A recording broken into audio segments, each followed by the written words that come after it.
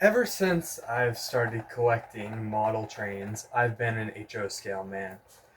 I've always felt that it's just the perfect size. Not too big, not too small, and the quantity of it is just abundant. But recently I decided to take a step away from that scale and collect some N scale. It all started a couple months ago at a train show when I decided that I'd like to branch out a little bit. So I picked up this for $15 and these freight cars to go along with it. Still keeping within my kind of northeastern kind of theme. So we got a chassis system locomotive and a main central box car and a US Army one that could be really any region. But that is not where I decided to stop. I also picked up a little bit of track, and more recently I picked up and these.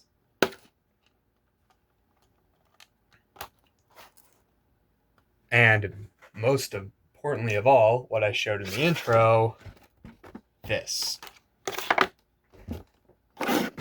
The Thunder Valley Bachmann train set. So we're gonna just quickly get a little loop of track set up, maybe at this point somewhere along that, and just see how all of these various pieces of equipment work. All right, well, that took about 20 minutes to set up just this simple loop of track. And man, those N scale fish plates are not fun. I had to use a pair of pliers just to get them all in place. And as you can see, I kind of tried to use as much this 9 and a 3/4 inch radius curves as I could, because I really don't like the old Bachmann easy track system. I just think it's very finicky. But I ran out, and the other set of turns I had were just too wide to set up a full loop. So yeah, that's kind of our little track system. I'm using the Bachmann controller that came in the set, but honestly, it's not really. I wouldn't recommend it. I would not recommend this controller. I've had one or two of these in a couple of these in the past, and one or two of them have burned out actually, and yeah, so don't like using them. So let's just zoom in real quick on what locomotives we have here. And in before I forgot to mention this little guy. Say just a Baltimore and Ohio number 99 or number 98 specifically. And I've had this thing for years and years because I've had a lot of these in HO scale, and I thought it'd be funny to have it in N scale too. But I've never had anything for it to run on, so here it is, and I don't believe it runs. We will test all these in a minute. Then we have the Santa Fe SD40 that came in the Thunder Valley set that I just showed. And yeah, what I can tell, it's pretty lightweight, but I don't really know what exactly a good weight for an N scale engine is yet. So yeah, it is a nice GP40 though. I have a few other GP40s, and this is definitely as good as those. Next is another Bachmann. This is a much older one. I believe this is 80s, maybe 90s. It has the old sort of exposed gears and everything. Chassis system. I'm a big fan of the chassis system, so I'm very happy to have at least some chassis system representation. Now these are kind of where it gets interesting. Well, these are very well known. I'm not too sure about these, and this is Cato's little whatever it is. Really cheap. These are really cheap. This was $68 or so on Amazon, and honestly, I love it. It's not very well detailed, but for how much it costs, this is a nice locomotive, brand new. And this thing cost me even less. I think this cost me $40 with its little secondary car. I did just by weight, I can tell that this is the driving unit. Both of them have completely posable pantographs. I'm really blown away with these. Can't wait to see these run. And then here's the rolling stock. We have the only kind of coach, carriage, whatever I have, and it's obviously just for that. But if we move on to the actual freight cars, we have one ATSF caboose that obviously came with the Thunder Valley set and the Santa Fe locomotive. Then we got Penn Salt, and I'm taking it by the name. I've never seen this company in real life, but this is based in Pennsylvania, which is weird given that the Thunder Valley locomotive and the caboose are both Western based. Same with the Lehigh Valley boxcar. Yeah, obviously, as we talked about, I think I mentioned in the last video, Lehigh Valley is in Pennsylvania. So, a bit of a weird choice to pair up the Pennsylvania freight cars with the Western-based locomotive caboose.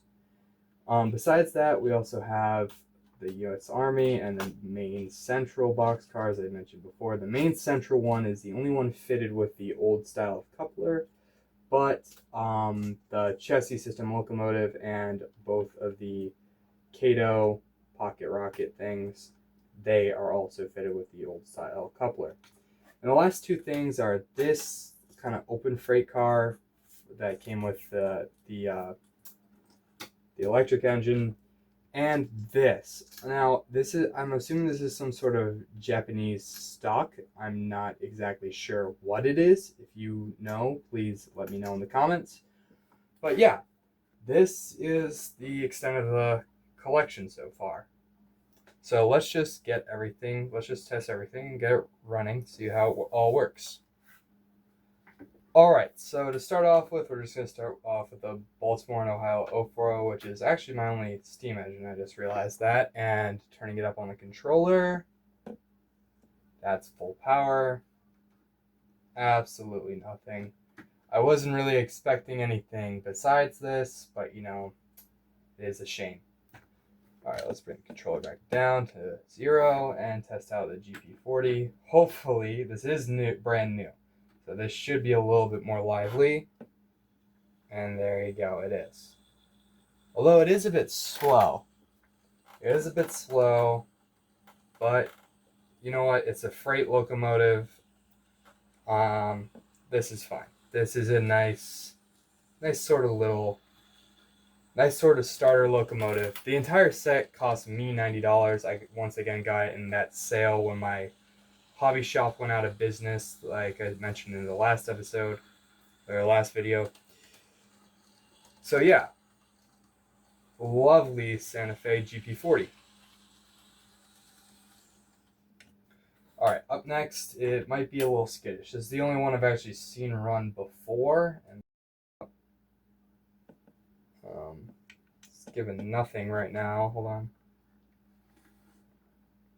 This did run. Oh, there we go. Oh, just a sleepy start.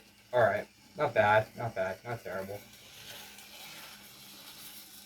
Ooh. Alright, now he's shooting off. Alright. I will give him some time to run in later. It seems like he needs a little bit. Alright. Ooh, now it's really shooting along. It's getting quicker and quicker with every loop. Alright, let's bring it around front so we can test the last two. Then we'll hook some cars up to it. Alright, we're going to test this first without its little companion. So I think that's the front. Yeah. Oh, that is smooth. That is smooth. I like the look of that. And also, something to note, all these engines are taking these kind of joins that on the uphills and everything very well. For given that most of them are bogie locomotives, I'm very impressed.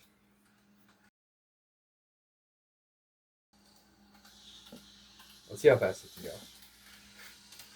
Wow, that's a nice unit right there. This is the first time I've ever seen it run. Oh, it has flywheel. What the heck? Look at that. That is impressive that they fit a flywheel into that. All right, that's locomotive. Ooh, a little more noisy than the last one, but still nice. Let's see, does it have firewall? It does. What the heck? I'm really impressed by these Katos. I know Kato is a very impressive company, so I don't know why I'm that surprised, but so yeah, I don't know what I was expecting from Kato, but it was definitely not this. All right, let's just connect some freight cars up to this.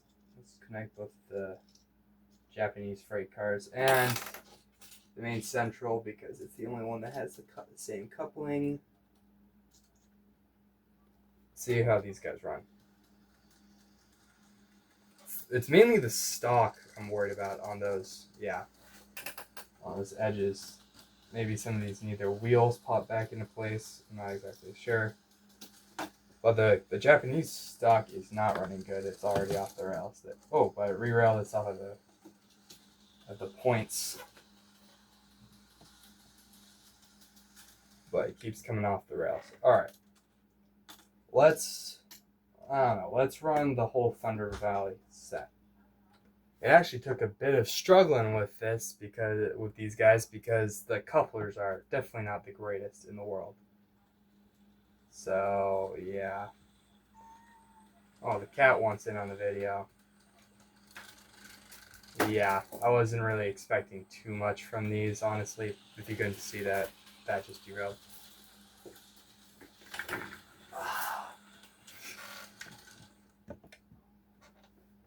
Yeah, I wasn't really expecting very much. Definitely on these rough sort of this rough sort of terrain that I have the tracks on. But always good to see.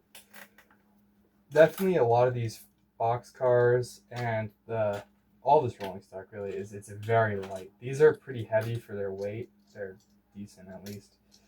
And especially this is a unit right here. But these American freight cars, they just don't have the weight to sustain themselves on such uneven track, and that's really a shame. But you know what? Maybe I'll add some weight to them.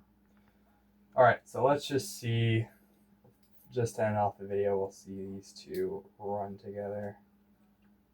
I like that coupling system. It doesn't have the normal coupling, either of the normal NCL couplings, which means in this whole collection of like 4 locomotives or 5 locomotives and not even half a dozen rolling stock, we have 3 different types of connectors, which is couplings, which is hilarious.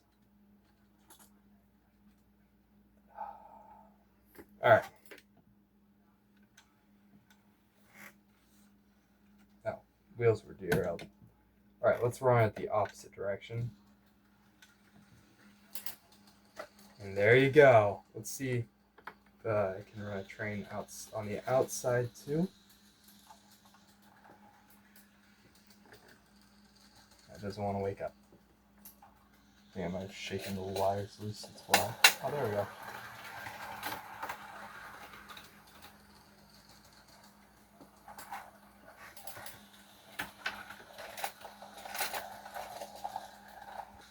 Alright, well, I think that's where I'll end this video with a nice little two-toned action going on here. Thank you very much for watching this dabble into N scale, and I'll see you all in the next one. Bye.